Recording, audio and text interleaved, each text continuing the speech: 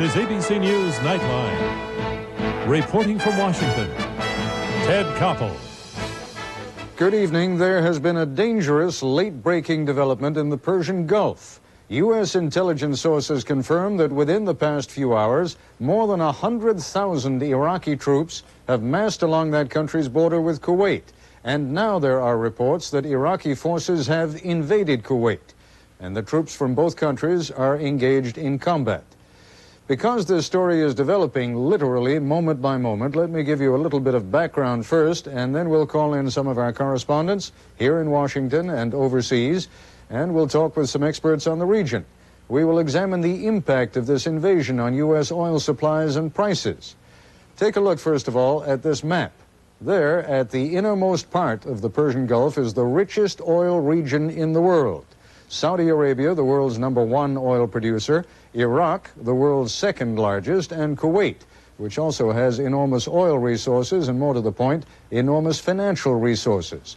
Iraq is deeply in debt because of the enormous cost of its 8-year war with Iran. Saddam Hussein, the president of Iraq, widely considered one of the most dangerous men in the world, has been trying to regain capital by driving up the price of oil. Hussein has been holding Kuwait responsible for keeping world market prices down. And for the past 2 weeks, there has been a war of nerves between Iraq and Kuwait, as Saddam Hussein has begun deploying tens of thousands of troops and hundreds of tanks along his country's border with Kuwait. Now, the war of nerves has exploded into a real war. Standing by now in Washington, Tony Cordesman, National Security Assistant to Arizona Senator John McCain, and adjunct professor of national security at Georgetown University. Also here in Washington, Judith Kipper, a Middle East specialist at the Brookings Institution, a Washington-based research organization. And in New York, Gary Sick, who served on the National Security Council staff of President Jimmy Carter from 1976 to 1981. As a specialist on the Persian Gulf, he now teaches at Columbia University. Let me just make one quick round among the three of you, and Gary, if we could begin with you.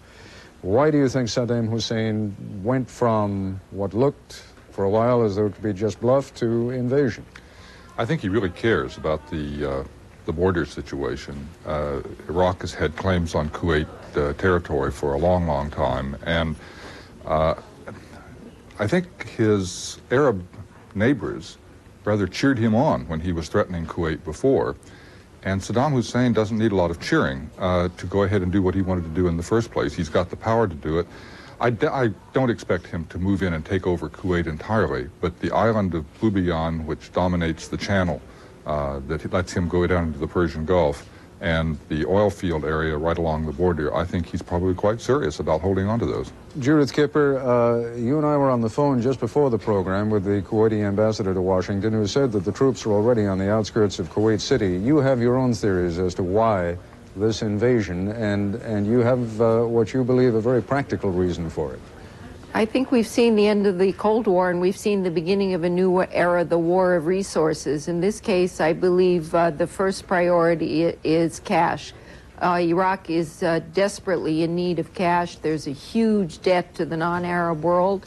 And also, secondly, of course, there is this attempt to influence oil prices and the flow of oil, and to make Iraq really in charge of oil policy for that area and perhaps globally. So we're seeing a beginning of a new kind of policy of belligerency. Tony, I'm not quite sure, Tony Cordesman, how to phrase this question, whether to put it in terms of the danger of this war spreading, or whether to put it in terms of the question of whether there is anyone out there who will come to the aid of the Kuwaitis. Well, the force ratios are so asymmetric in favor of Iraq that there is virtually no one who can come to the aid of Kuwait. You mentioned 100,000 men. Well, that's a very round number. We're probably talking 2 to 3 full corps of troops, probably around 1,200 tanks forward, perhaps another 1,000 to 2,000 in reserve. There are 245 tanks in all of Kuwait. They've never fired a shot in anger. All of the attacking Iraqi troops are some of the most experienced, battle-hardened troops in the Middle East. There's one light brigade, the so-called Gulf Brigade, nearby in Saudi Arabia and Hafr al-Batin.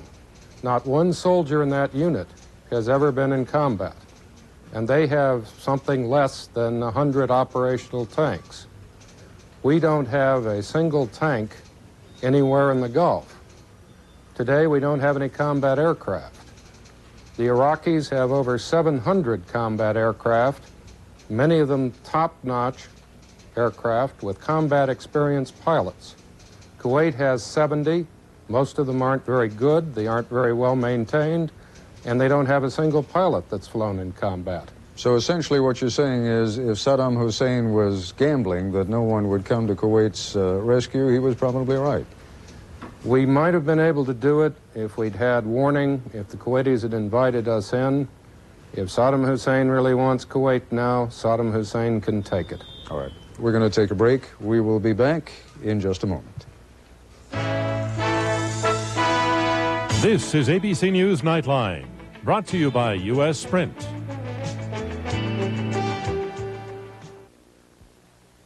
Every time you turn on a TV, seems AT&T is trying to keep you from switching to Sprint. Well, we don't think they're giving you the whole picture. You see, Sprint has 24-hour operators. You can call all over the world. Our fiber optics make your calls sound better than AT&T's. Plus, we offer better overall savings than AT&T. And we will put it in writing. So, you going to switch to Sprint, or would you like me to repeat myself? Call Sprint now and switch. Ford profiles in quality, employee involvement. If you're working together, you do a better job. I said that back in '82, and the quality of our cars and trucks is proof that it's working today. Money alone won't build quality cars. You've got to have better designs. Better designs don't mean a thing unless engineering can live up to the designs. Engineering works only when everyone is committed to quality. Our goal is to build the highest quality cars and trucks in the world. At Ford, Mercury, and Lincoln, quality is job one. Has getting off alcohol and drugs been like a revolving door for you? You really want to live sober now, but you're still pulled around by feelings of anxiety, confusion, stress, panic, anger. Chemical Dependency Services of Murfreesboro offers a nationally accredited relapse prevention program to help you break the old cycles of thinking and behavior. There is a way out. Call Chemical Dependency Services today, before it's too late. If you know all the hot topics, you got to know that stress management is one of the greatest these days. You'll find book after book and seminar after seminar on that topic. Well, here's one you ought to be sure to try. It's the oldest in the book, but it's always new, and it always works. The book is this one. It's the Bible. The seminar is here on Channel 2 every Sunday morning at 9:30, and you got it. It's a church service. Try it right here, right after Charles Kuralt this Sunday. I'm Jerry Sutton, pastor of Two Rivers Baptist Church. Where American TV has never gone, inside the KGB with Diane Sawyer and the Chief Spy Master. Do you have an agent high in the CIA? Primetime, Thursday. We are joined now by our White House correspondent, Britt Hume, who is standing by at the White House, where I gather they're scrambling pretty much the same way we are. Well, at the moment, Ted, things are very quiet here, and there is no sign of a National Security Council meeting or any of the kind of activity you might expect in a major international crisis, if that is indeed what this turns out to be. I do know that some officials are rushing in here from their homes to try to get on top of the situation. The one official I just talked to just a few minutes ago told me that he did not know yet whether the president had been told of this, although I rather suspect that he has. The lights are on in National Security Advisor Scowcroft's office. He is either here or almost here, but that is the way the situation stands here at the moment.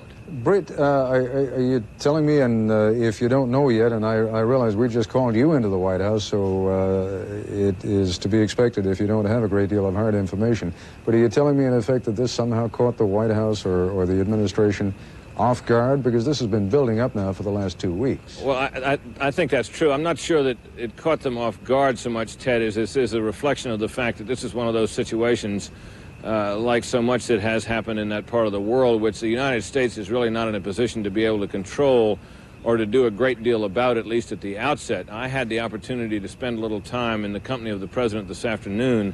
He asked me, as he asked so many reporters, to go running with him, and I certainly detected in our conversation and in the time I spent with him no sign that he was waiting for word of any major developments in the Middle East. Now, that doesn't mean that he wasn't, of course, but he certainly gave no sign of it.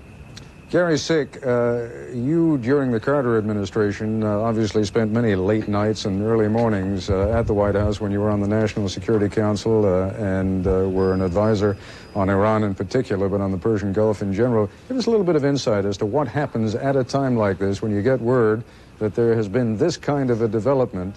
How does the United States go from getting the news to taking action, if indeed action is to be taken? And maybe you want to follow up on that. Well, there's first of all, of course, it's dawn in the Persian Gulf, and so they launched their attack at dawn, which is a very sensible thing to do. That, unfortunately, that happens to be the middle of the night here, and unfortunately, that seems to happen all the time. So getting calls when you're home in bed or about to go to bed is a perfectly routine development, and you hop in a car normally and get in as fast as you can if there's something to be done. Then normally there would be a meeting called of key intelligence officials or policy officials, basically to evaluate what can be done and then to get some orders out into the field. Unfortunately, I agree absolutely with Tony Cordesman that the resources that we have in place in the Persian Gulf do not make us a player in this affair. Let me just point out something that has already begun to happen and then get each of your reactions to it, if you would. Spot crude oil prices have already risen sharply in the Far East. We're beginning to get word from the Tokyo Exchange right now. And that, of course, is one of the things that Saddam Hussein wanted, right, Judith Kipper? He wants the price of oil up. He certainly does, and I think we will see blips in the price of oil. It's certainly going to go up, and perhaps dramatically in the next few days. But it's a supply and demand market, and for the moment there's a real glut of oil on the market, so I think that will be temporary. Standing by telephone now is my colleague Dean Reynolds, who covers Israel for us. Dean, where are you, Tel Aviv or Jerusalem? In Tel Aviv, Ted. All right. Are the Israelis beginning to react to this, and is this one of those instances where, in any fashion, the Israelis might become involved? Well, I don't sense any indication of Israeli involvement. The Israeli officials with whom we have spoken this morning were caught by surprise by word of this invasion. But what I wanted to let you know is that we had monitored a broadcast of Radio Kuwait within the last few minutes, and this is from the Defense Ministry of Kuwait. And it contradicts the idea that this was a dawn invasion. In fact, it says that at 2 a.m. Local time, Iraqi troops crossed the eastern border of Kuwait, and the statement says that clashes are underway. Kuwait, it says, protests against the use of Arab forces and weapons against an Arab country, while negotiations between two countries, that meaning Kuwait and Iraq, are still underway. And finally, it says that Kuwait will use all means to protect its rights. Now, on the other side, the Iraqis, from what we have been able to overhear, are saying nothing. And the Kuwaitis continue, after their statement, to play martial music. And that's about it from this end. Dean, thank you. Tony Cordesman, you were making the observation before the break that when the Kuwaitis are going to marshal all their resources, that is indeed whistling in the graveyard, isn't it? They don't have very many resources. So this, I would assume, and I'm really asking you whether you concur, that this is going to be a very short war indeed. Well, it'll be a short war depending on what the Iraqis want. If they really want an all-out invasion and they want Kuwait City, they can get there probably in no more than 48 hours. It's only a 3-hour drive by road using tanks to get from the border into the city. It's perhaps 8 to 9 hours if you go through terrain. There's only one defensive barrier in the entire northern part of Kuwait, and it's a very small one. It's one that could be overcome in a matter of minutes. Very quickly, Tony, do you agree with Judith Kipper's assessment that what he is really after is money? I mean, this is quite literally, as Judith Kipper was explaining it before, quite literally an attempt to walk in and, in effect, take the money out of the bank. The Kuwaitis have a lot of it on hand, cash. Well, I don't know how much they have on hand. They have a great deal of it deposited in foreign banks, but I think Judith is generally right. The difficulty is it gets awfully tempting. Kuwait has more oil reserves than Iran.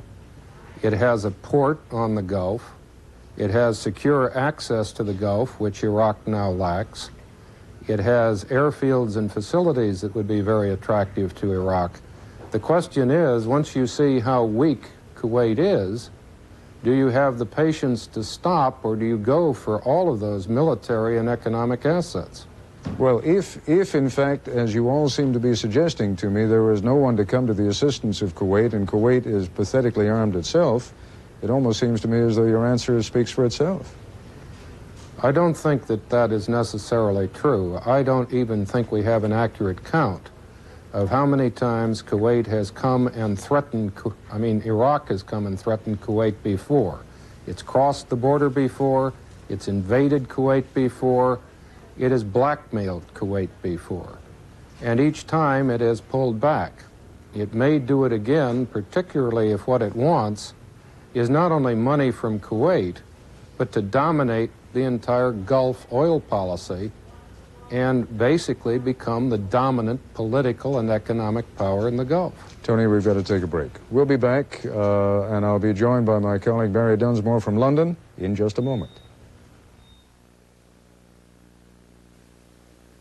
In 1 out of 2 homes in America, people come home to Kenmore appliances. Like our large capacity washer with dual action agitator, only $399.99. Matching dryer, just $329.99 at Sears Brand Central nationwide.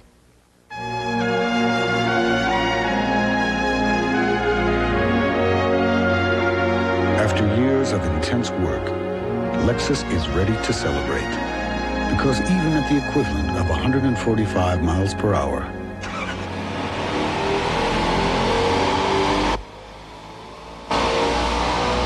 the Lexus LS400 is designed to stir the soul, and not much else. In 1 out of 2 homes in America, people come home to Kenmore appliances. Like our large capacity washer with dual action agitator, only $399.99. Matching dryer, just $329.99 at Sears Brand Central nationwide. The Thundercap Sweepstakes is on WKRN Channel 2. Watch The Cosby Show weekdays at 4 and look for your name. You could win big prizes, including Days of Thunder race jackets, a gas-powered mini race car, or the grand prize, a 1990 Chevy Lumina. To register, collect just 1 Lumina and 1 Chevy cap from 16-ounce recyclable bottles of Coca-Cola products. Pick up sweepstake entries where Coke products are sold. Watch for your name during The Cosby Show each weekday at 4. You could win in the Channel 2 Thundercap Sweepstakes. A Bigfoot invasion is coming. Tennessee hometown Ford dealers and CarQuest presents Bigfoot Bash 90. August 10th and 11th, Nashville Motor Raceway. 10 Bigfoot monsters in one spectacular event. See the very first Bigfoot, the world's biggest Bigfoot, the Bigfoot Fast Tracks, the all-new Bigfoot Race Truck. Meet the drivers. See the trucks close up. Witness wild stunts, obstacles, and side-by-side drag racing. Discount coupons at CarQuest Auto Parts Store. Tickets at Ticketmaster, the Raceway, and Tennessee hometown Ford dealers. Steve Phillips doesn't just report sports. He gets into it.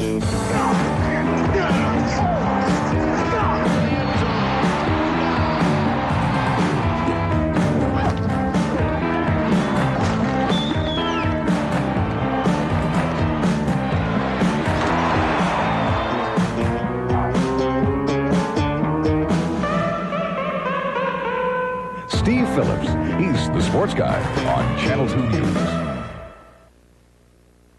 Filmmaker Spike Lee has a few things to say to Hollywood, white people, and Eddie Murphy. I could ask questions that no other white director ever gets asked. Primetime, Thursday. Tomorrow, live from Hollywood, the announcement of the Emmy nominees. Plus Academy Award winner Denzel Washington, and later in the week, Candace Bergen on Good Morning America.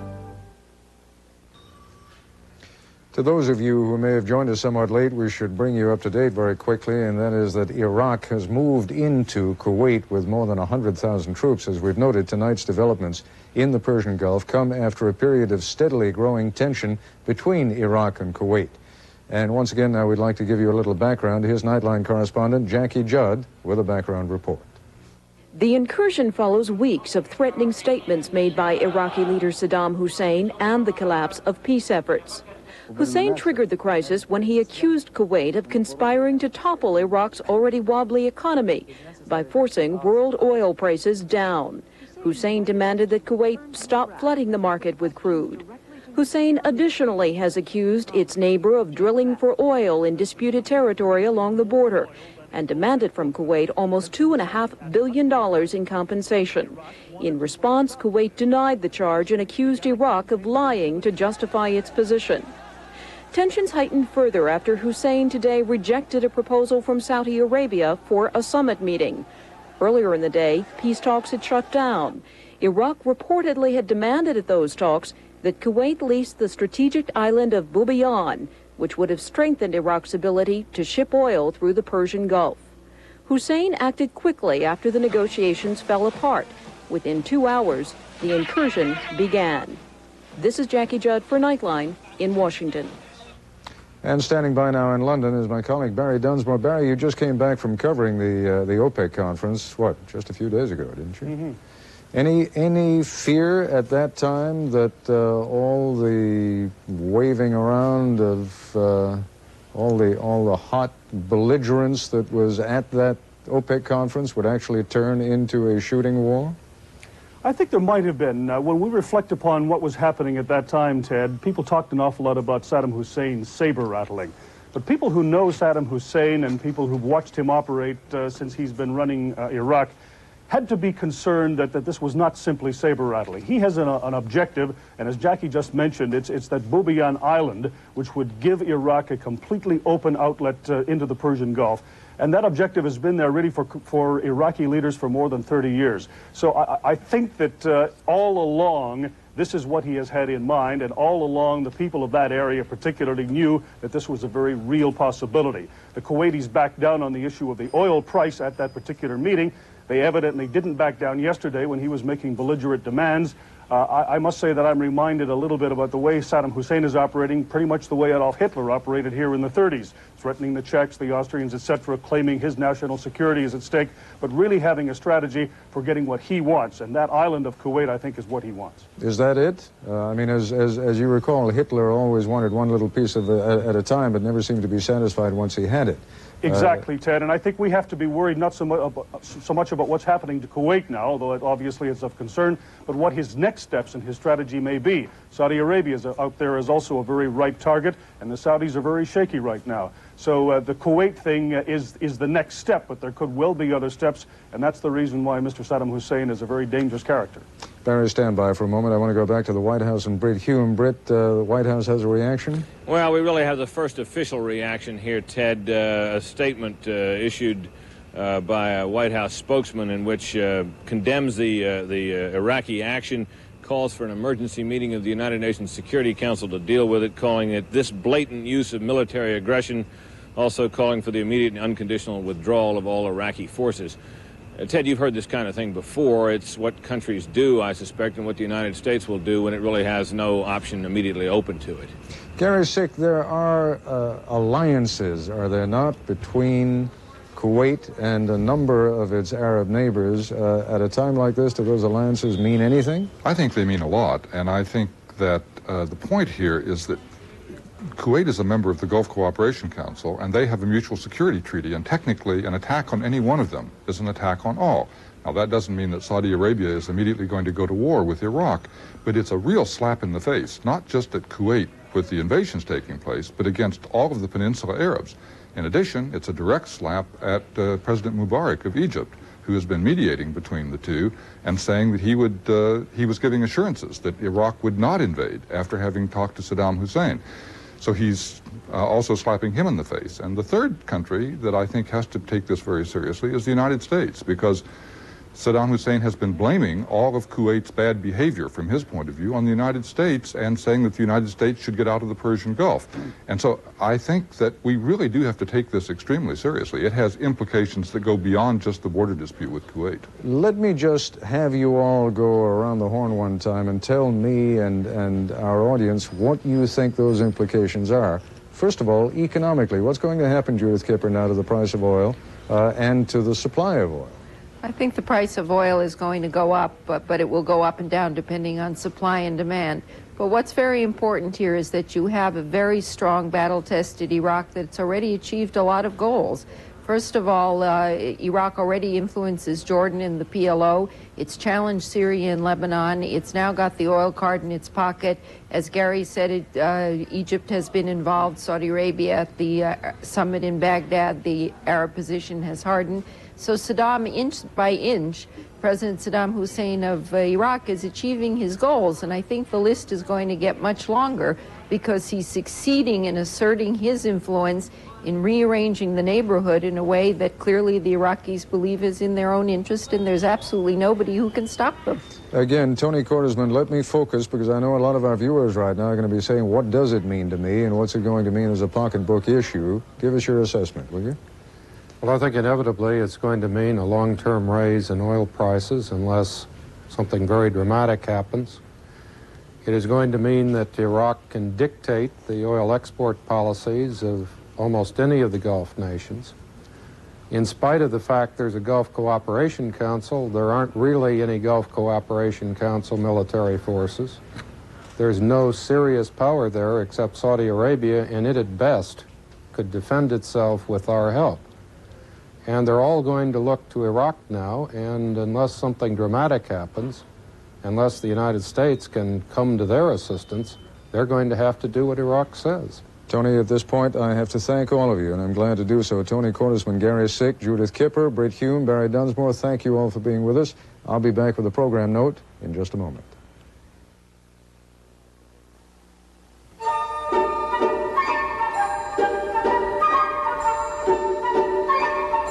Freedom is all that matters. Freedom is everything. There's a new light shining over Eastern Europe.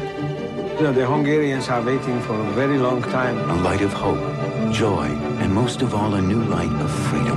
Everything is changing. It's wonderful. It's a miracle. I'm so happy. And in this spirit, GE has entered into an historic partnership with a company called Tungsram, Hungary's leading lighting company. Freedom is something that you have to work for very hard. It's like a dream, a beautiful dream. At GE, we're proud to play even a small part in helping the Hungarian people build what promises to be a truly brilliant future. I feel young again.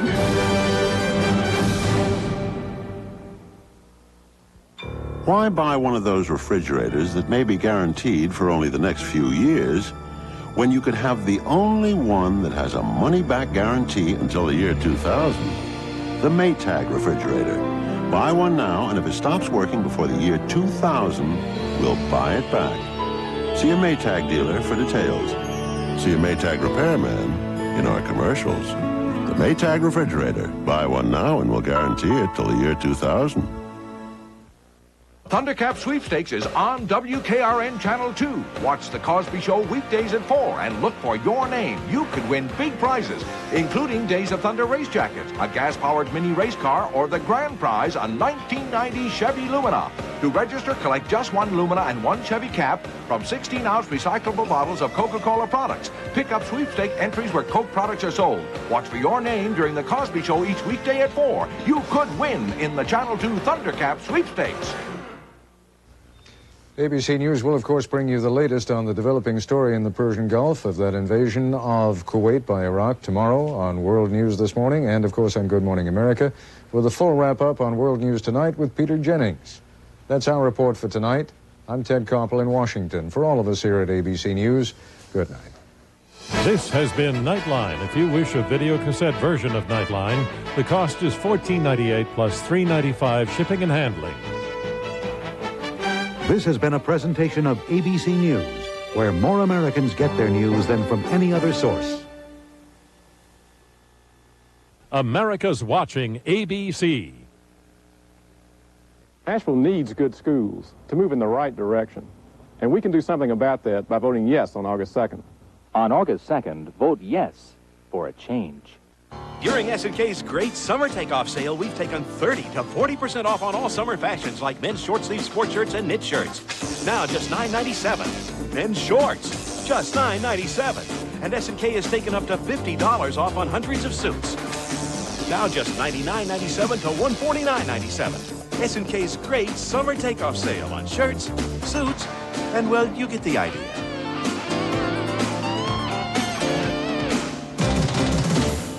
This is WKRN, Channel 2, Nashville.